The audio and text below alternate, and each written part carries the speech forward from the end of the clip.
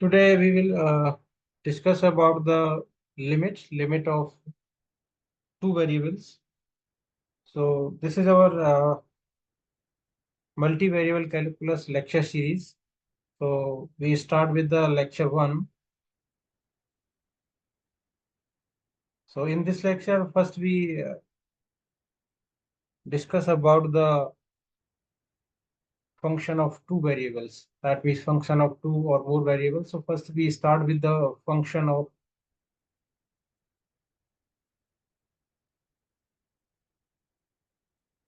two or more variables.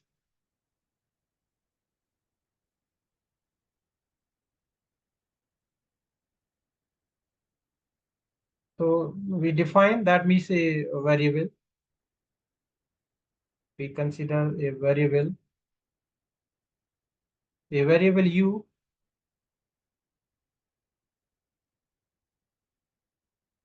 is said to be a function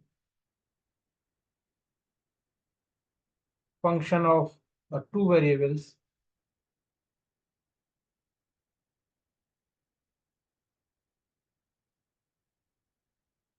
x and y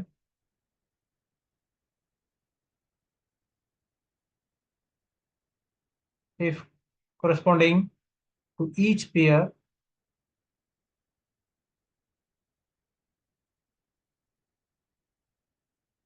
x y. So u has a definite value. U has a definite value. So this can be denoted as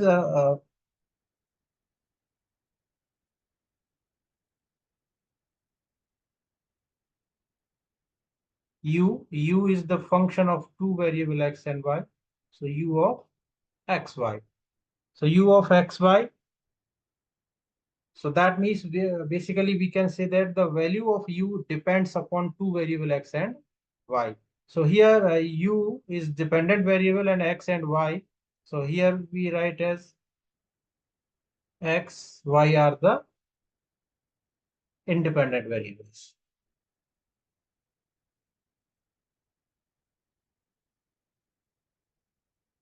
Independent variables. So we can take an example. So with the example, you can easily understand that. So that means the area of a rectangle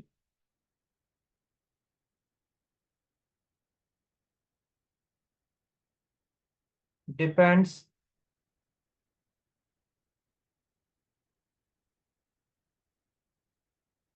upon its length and breadth.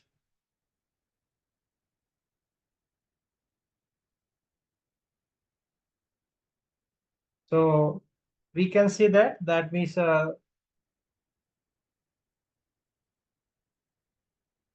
area we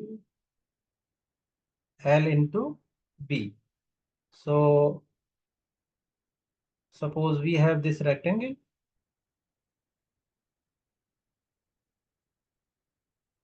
Okay. So in this rectangle, that means the length is L and breadth is B. So the area of this rectangle is L into B. So here, when we increase the length, so area will increase. We increase the breadth, so area will also increase. So here the area depends upon two values. That means that is the length and width. So that is both are the independent variables, and area depend on length and width. So that is the dependent. Okay, that is a dependent variable. So which depend upon L into B.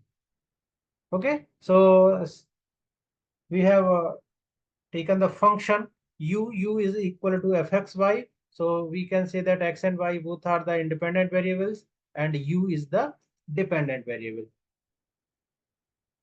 Okay. Similarly, we talk about the three variables. So that means when we calculate the volume. So volume we denote it as v. So that depend upon the length, breadth, and to height. So we can write it L into B into H. So here we use the three variables. So three variables, so that means V volume is the function of three variables, that is the length, breadth, and the height. Okay, so we can take an example that we suppose z be any function which depend upon x, y, and z. So here is the function of three variables. So these are the three variables. So here is the three variables. Here we have two variables, and we have general case for more variable means n variables. So we will discuss about the two or three variables. Then we will discuss the further cases for n variables. So first we start with the definition of limit. So you know that the limit of one variable, okay? So that is the preliminary part of the limit of one variable.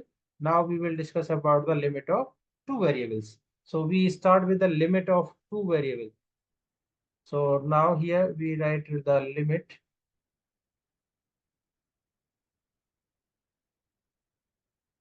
So the function,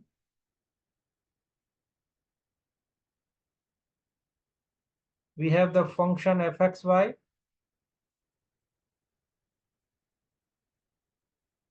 Function fxy tends to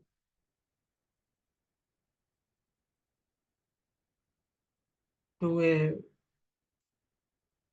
limit that is denoted as L, as when we consider as x tends to x naught, and y tends to y naught.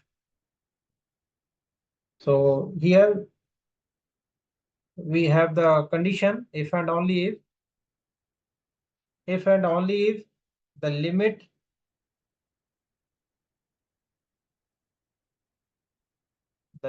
L, the limit L is independent. So this is the, so when limit L is independent and that follow the path,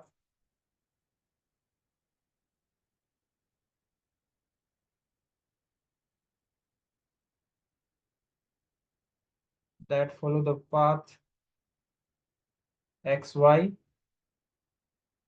as x tends to x naught and y tends to y naught. So then we can write as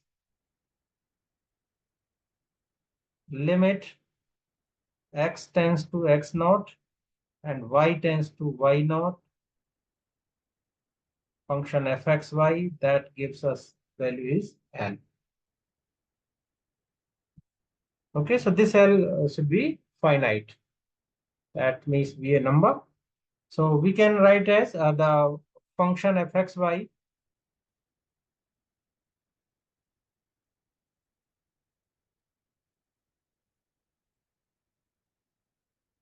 the function fxy in the region R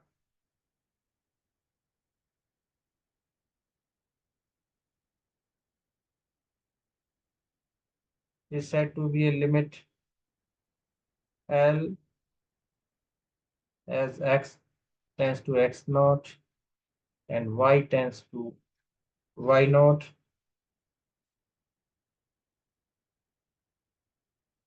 if and only if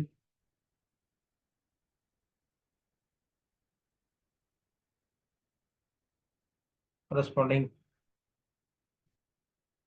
positive integer, that means, sorry, positive number, we can write as this may be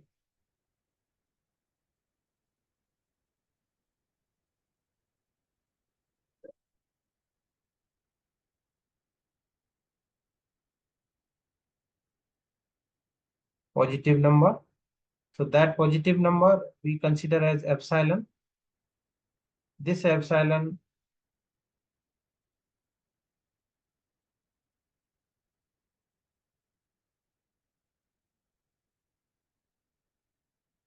so then there exists a number,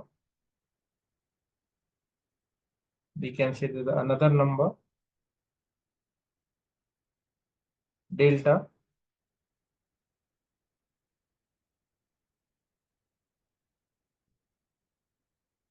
such that the function absolute value of the function fxy minus L, which is less than epsilon,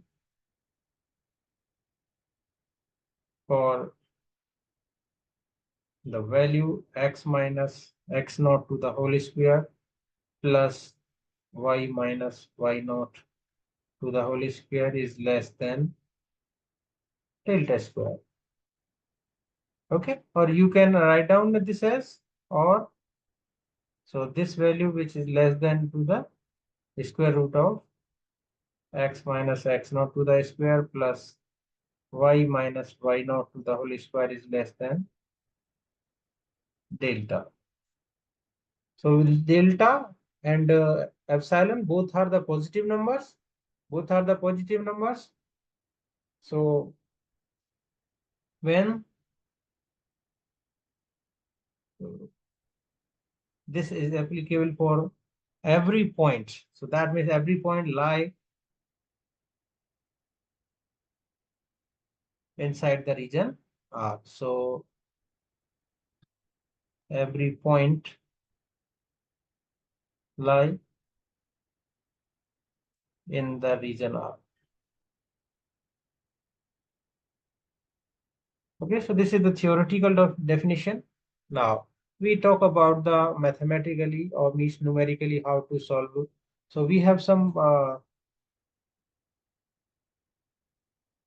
method to check the how to calculate or how to find the limit of function of two variables. So that means we can understood that. So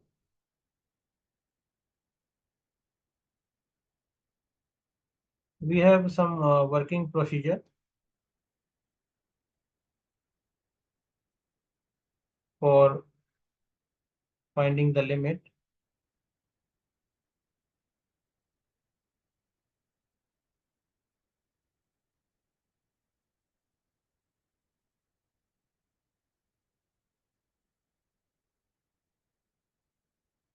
So that means we start with the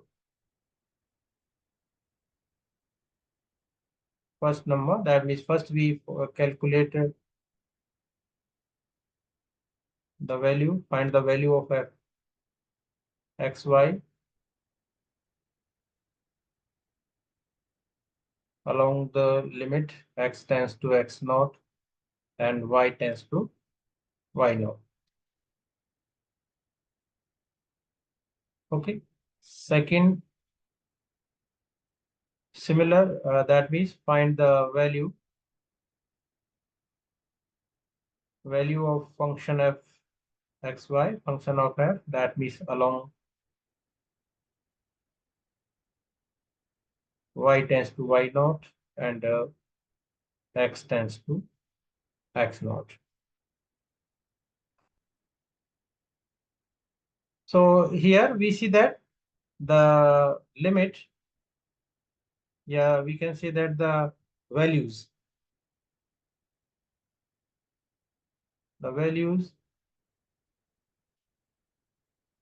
of fxy in both cases are same. So then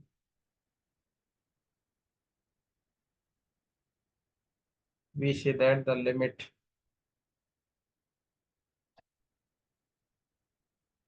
exists.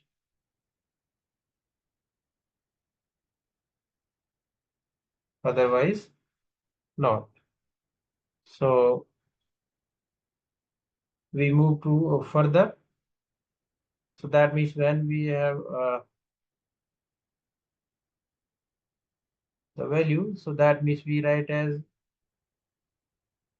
x naught tends to 0 and y naught tends to 0. So we have to find the limit along a line y is equal to mx or y is equal to mx raised to the power n. So in this case, if the value of the limit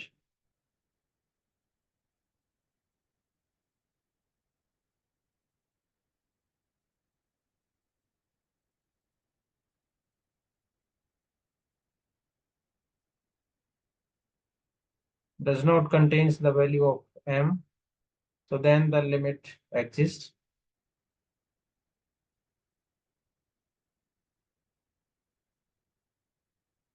Then the limit exists if it contain m, so this will, the limit does not exist. So if it contains m, so the limit